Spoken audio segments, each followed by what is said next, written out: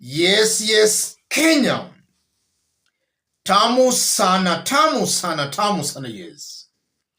William Ruto and Rigathi Gachagua were today in Laikipia County, where Rigathi Gachagua gave out a very long speech full of coded messages.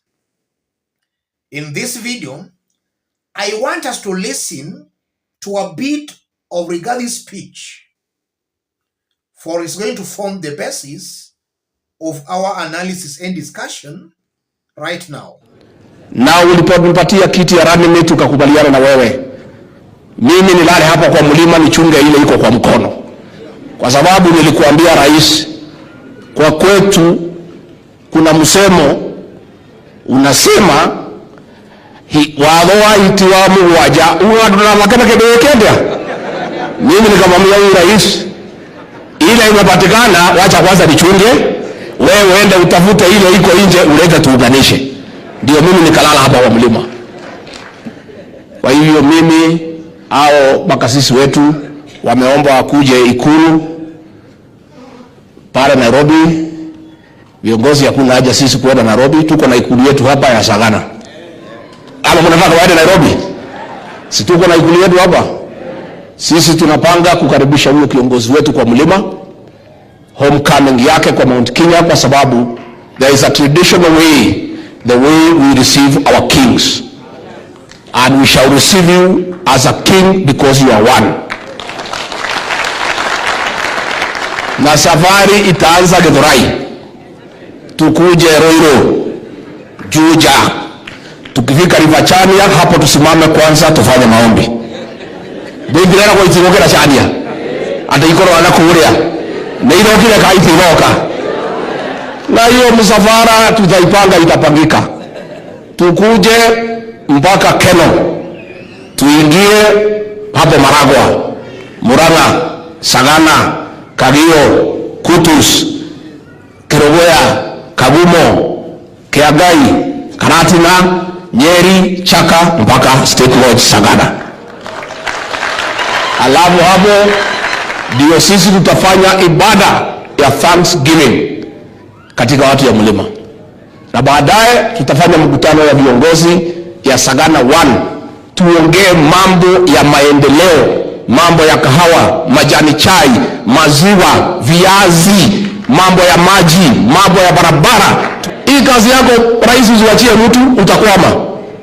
Ile serikali imeondoka ilikwama kwa sababu kulikosa mtu ya kupanga kazi. Umewachia wengine wakuangalilie, wamekuwa watu ya kiburi, watu ya kutukana watu ya kukemea wengine, kazi ikakwama. Rais, na kuomba vile umeanza, panga kazi yako, kwa sababu wewe ndio uko na contract na watu ya Kenya, na ni mimi na wewe peke yake tutakuwa pale kwa debe tukijibu watu ya Kenya. Hao mawaziri wote na watu wengine umeteua hawatakuwa pale, sisi tutakuwa pale tukijibu wa Kenya. Rais na sisi, Mungu akuli ugali tena halali kayole anakaa mbinguni, na Mungu akatuonekania. Sasa sisi ndio tumesimama hapa, Mungu ametusaidia kupitia kwenu. Tuendelee kumwombea rais. Tumekuta Kenya ikiwa na shida. Hata mimi umeona juzi nimeenda pale kwa mlima Kenya saa 11, mliniona nikamwombea huyu rais wetu, kwa sababu tunaomba Mungu ampatie hekima, ampatie ujasiri, kwa sababu shida za Kenya ni nyingi. Yes. That's Rigathi Gachagua for you. Listening to Rigathi Gachagua, I'm tempted to believe Rigathi understands well the dirty politics. He understands the real politic, as Nicolo puts it in his manuscript, The Prince. Rigathi is coming out as more lethal than William Samoei Ruto. The only problem with such kind of leaders is that they never bring any meaningful development to their people. But they are very smart when it comes to lies and propaganda. That comes out very clearly. Let's now dig deep into those remarks, or rather speech, by Rigathi Gachagua. But before we do that, if you are watching us for the very first time, subscribe, give this video a like. Don't forget to support the forum. I've pinned my number on the comment section. Let's dig deep. Yes. Rigathi starts by saying, upon William Ruto picking him as the running mate, he told William Ruto to leave for him the mountain so that William Ruto could look for votes outside.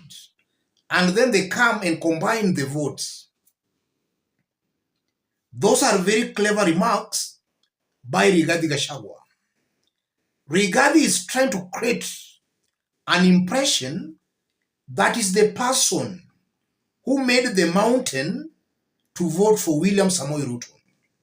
Just as he did indicate, or rather say, in the case of Sakaja, that is the one who convinced the Kikuyu nation in Nairobi to vote for Johnson Sakaja. That's exactly what Rigathi is trying to say indirectly. And if we can continue repeating the remarks, if we can repeat the remarks consistently, Kenyans will come to believe him. And even the mountain will start believing that it's Rigathi who made them vote for William Samoei Ruto. While we all know it's a lie, it's Ruto who gave Rigathi Gachagua a lifeline on the mountain in the August elections.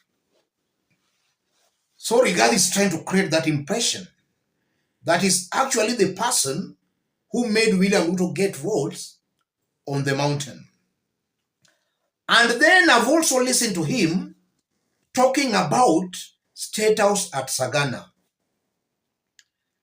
Early in the day, church leaders present in that meeting requested to pay a visit to William Ruto at State House, Nairobi. Rigathi is saying that as for the leaders, there is no need of going to Nairobi. After all, they have their own State House at Sagana. Rigathi is just trying to tell these leaders that instead of wasting time going to William Ruto, let them just pay him a visit in Nyeri. And Rigathi is making those remarks to be seen as the first amongst equal among leaders on the mountain. He's trying to project himself as the first amongst equal, as the political supremo of the mountain. That's exactly what he's trying also to achieve. And then he goes on and say, or rather he goes on to say, that Kenyans should pray for William Ruto, and he's even saying that he went to the mountain to pray for William Samoei Ruto. And then he deliberately says that Mungu ako pale juu binguni. Those remarks are very deliberate. And Rigathi is talking about Mungu ako juu binguni because in the past 3 days, he has been waking up in the morning, taking some photos of him praying facing Mount Kenya. And that has been creating a perception that is a traditionalist. Because in Kikuyu traditional beliefs, the way they used to worship, they used to pray to Ngai facing Mount Kirinyaga. They believed Ngai dwelt on the mountain. And Kenyans were starting to believe, or rather were believing that Rigathi, maybe his Christian values or his Christian faith is a little bit shaky. Kenyans were seeing him more as a traditionalist in that he was praying facing the mountain. Rigathi is killing that kind of a notion by saying that he believes Mungu ako pale juu binguni. Those remarks are very deliberate. Generally, listening to Rigathi Gachagua, all these political maneuvers are just meant to cement Rigathi as the political kingpin of the mountain. And the so-called Sagana one they are planning, it's all about Rigathi Gachagua being elevated as the first amongst equal on the mountain. Rigathi is clearly dictating everything here. I'm seeing a Rigathi Gachagua who is organizing everything and even telling William Ruto that on this day, we will be at Sagana 1. We are inviting you as our king.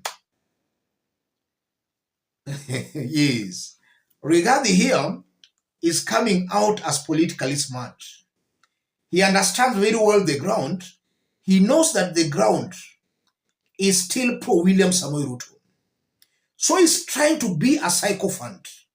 He's creating an image of a sycophant because he knows that the moment he's seen as a William Ruto sycophant, the ground will believe him. Upon the ground believing Rigathi will automatically come up as the Mount Kenya political kingpin. And he shall have managed to snatch away the mountain votes away from William Samoei Ruto, or rather from William Ruto. And that will force William Ruto to negotiate with him come 2027. Looking at Rigathi Gachagua, Rigathi is clearly outsmarting William Samoei Ruto. And from the look of things, chances of him succeeding are very high. Looking at his ground, he's coming out to me as a leader who understands the dirty politics of Niccolo Machiavelli. Yes, he comes out as that kind of a leader. The only problem is that such leaders never deliver. They cannot bring any meaningful changes, or rather any meaningful change to their people. And even the promises of Majani Chai Kahawa, those are just clever political gimmicks by Rigathi Gachagua to make, or rather to use the occasion, the Sagana one, to make new promises to the people so that Kenyans and most of the mountain can forget about the promises they made to them when they were campaigning. They just want to use the occasion to make new promises to the people, for the people to forget the promises that were made to them during the campaigns. And looking at Rigathi's ground, the people might believe him, and they might forget about the old promises as they look forward to the new promises they will be given at Sagana 1. Let me stop it there, ladies and gentlemen. Make sure you support us. I've pinned my number on the comment section. The first comment. Let's meet in our next analysis.